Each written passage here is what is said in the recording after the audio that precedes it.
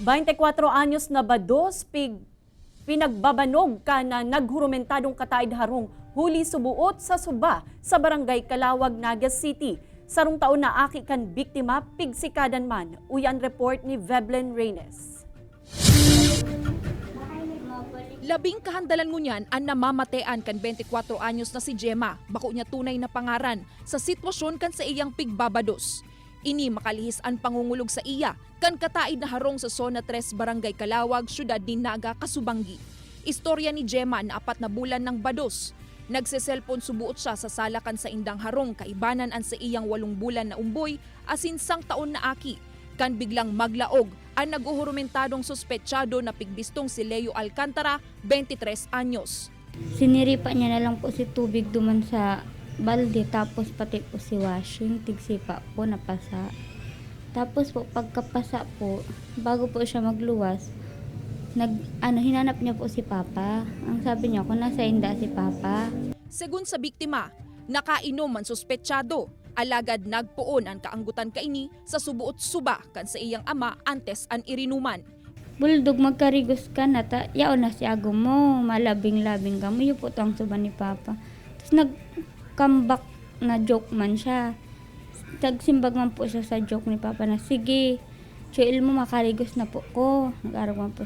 Sabay hali siya. Tapos itong mayo na sila Papa, manang lalaki sa harong, na maski sarong lalaki. Tuma na po siya naglaog sa harong. Sinundan subuot ni alias Gemma si Alcantara para pag-ulayan ang problema. Alagad kan magbalik sa harong, digdi naman siya pigsundan asin pigsuntok sa tulak, kaiba na ang tugang kaining si Marvin, 20 anyos. Dai pa na kontento, magin ang sadit na aki kan biktima, pigsikadan pa subuot kan tugang kan sospek. Suntok sa ko, dahil po ko makahiro, dahil po ko makulugon po nga ni. Sinuntok niya po ko sa tulak, di ako makaano. 1 years old and 8 months ko pong aki. Sinipa niya pa po, nagtaltal man po kung saan po ko nagtaltal. Parehong nagsapo nin mga tama sa hawak ang mag-ina. Natulos man na pigdalagan sa doktor para sa asistensya medikal. Nagsayuman na sa entrevista ang magtugang na sospek. Alagad sigun kay Police Major Miguel Nool III, Station Commander kan NCPO Station 3. Labi subuot ang pagbasol kan mga ini.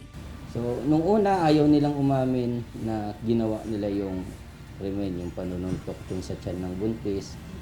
Pero, nung nalaman, nung pinamedical na natin tong babae, nagkaroon nga siya ng mga abrasions, tsaka tama talaga dun sa may tiyan. Saka siya humihingi ng tawad. Sigun pa kinuol, malilikayan ko ta ang siring na problema kung pag-uulayan ini asin dai ipapaagi sa init kan payo. Mientras tanto, nakatala ang saangatan nin mga kasong trespassing, physical injury, malicious mischief asin kasong pagbalgar sa Republic Act No. 7610 ang mga suspetsyado. Kaibanan si Carlo Abonita, Veblen Reynes, Balitang Bicolandia.